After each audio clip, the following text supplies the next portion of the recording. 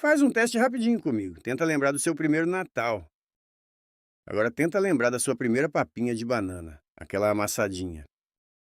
Tenta lembrar do dia em que você deu o seu primeiro passo, aquele momento épico.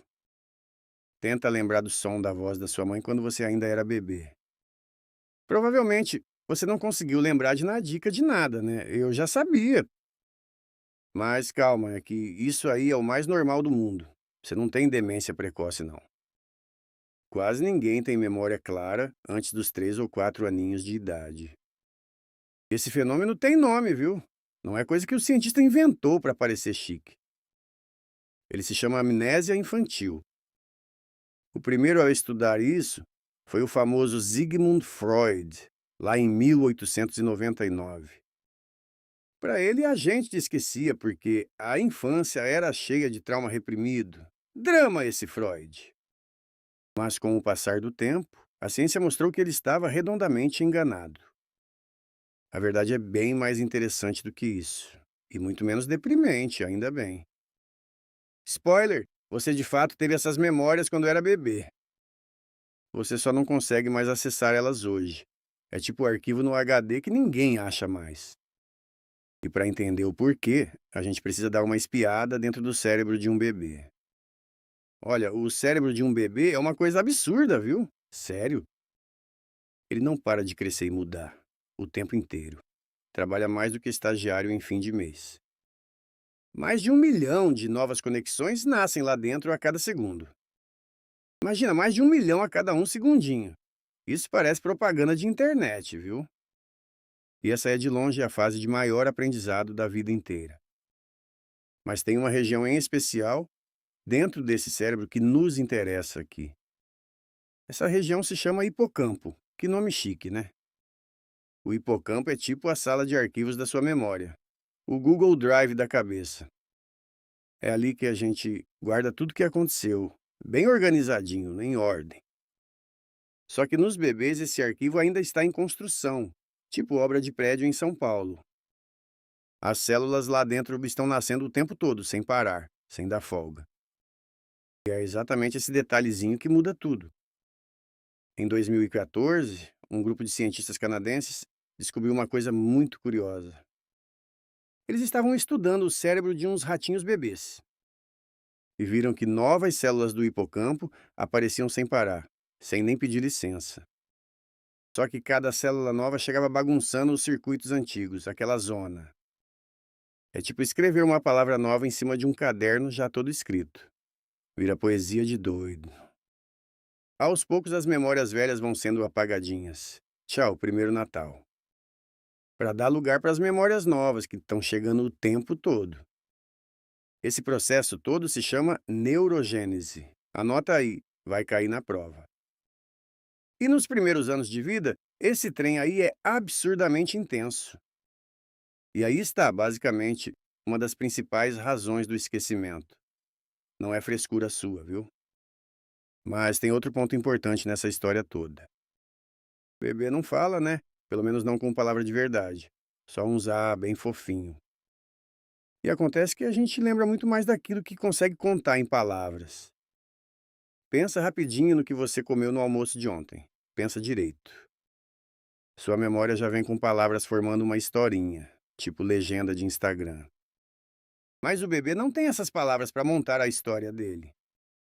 O que ele tem é cheiro, sensação, sentimento, tudo solto. Sem palavra. É impossível organizar tudo isso numa história. Imagina narrar um filme sem áudio. Por isso, o registro daqueles primeiros aninhos fica frágil demais, quebrável. E olha que tem mais uma peça nesse quebra-cabeça. Bebês não têm uma noção clara de quem são. Vivem na deles, sossegados. A ideia de eu só começa a se formar lá pelos 2 aninhos. Sabe quando a criança se enxerga no espelho pela primeira vez? Aquele momento de uai. Pois é, antes disso, ela vive cada momento sem se enxergar dentro dele. E acontece que memória precisa de um dono para ficar guardada. Igual aluguel, viu? Sem esse eu organizando, a lembrança fica solta, sem âncora, navegando à toa. Aqui começa a parte mais legal de toda essa pesquisa. Cientistas acompanharam um grupo de crianças durante vários anos. Paciência de Jó. Aos 3 anos, elas lembravam claramente de vários eventos. Aos 6, esses mesmos eventos já estavam ficando meio borrados, começava a sumir. Aos 10, a maioria desses eventos tinha simplesmente sumido da cabeça delas. Cabum! A memória da infância foi sendo apagada devagarinho, tipo sinal de TV antiga. Tudo isso enquanto a própria criança crescia e formava memórias novas, trocando o estoque. Mas espera, você tá jurando que lembra do seu segundo aniversário, né? Eu vi essa cara. Será mesmo que essa lembrança é sua de verdade? A resposta da ciência é: provavelmente não. Vai por mim. O que você chama de lembrança, na verdade, é uma reconstrução. O cérebro montou ela com base em fotos, vídeos e nas histórias que a família contava. Você viu tantas vezes a foto do bolinho que achou que estava lá, mas estava no berço, viu? Mas a lembrança verdadeira, com você dentro dela, já foi para o espaço. Vixe. Calma, calma, nem tudo foi apagado de verdade, viu? Tem uma coisa que continua aí, bem fundo dentro de você. Não como cena de filme, né? Mas como uma sensaçãozinha no corpo. O cheiro da cozinha da sua avó num domingo de manhã. Mistura de café com bolo. A textura macia daquele cobertor azul que você usava todo dia. Aquele sentimento de segurança total quando alguém te pegava no colo. Essas coisas você não lembra com a cabeça, mas você ainda sente com o peito. Pode parecer triste perder tudo isso aí, eu sei. Já fiquei melancólico aqui também. Mas o esquecimento, acredita, tem uma função importantíssima, tá? Sem ele, o cérebro ficaria entupido de informação inútil, tipo armário de tralha. Imagina lembrar de cada respiração, de cada papinha, de cada fralda. Fralda, hein, gente? Seria simplesmente impossível viver pensando em tudo ao mesmo tempo.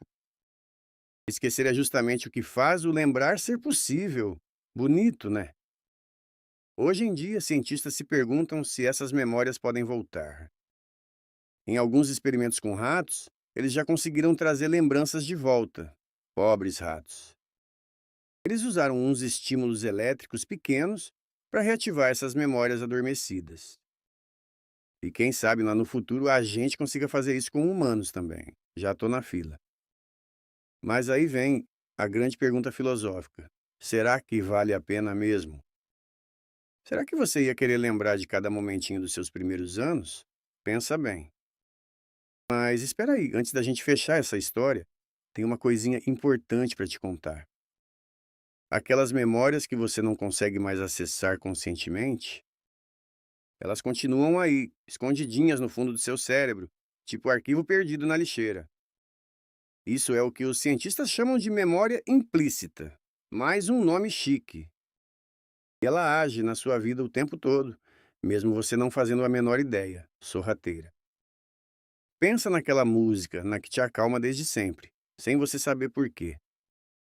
Pensa naquele cheiro que te dá uma sensação de casa, mesmo sendo de outro lugar. Pensa naquela pessoa em que você confia de cara, sem nem saber direito por quê. Provavelmente tudo isso tem ligação com aqueles seus primeiros 3 aninhos de vida.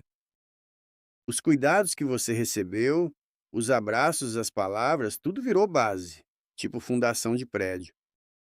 Você esqueceu a cena toda, mas o seu corpo lembra do sentimento. Estranho, né? E é por isso que o passado mais distante ainda colore o seu presente, mesmo escondido. A verdade é que você não lembra do seu primeiro passo no chão.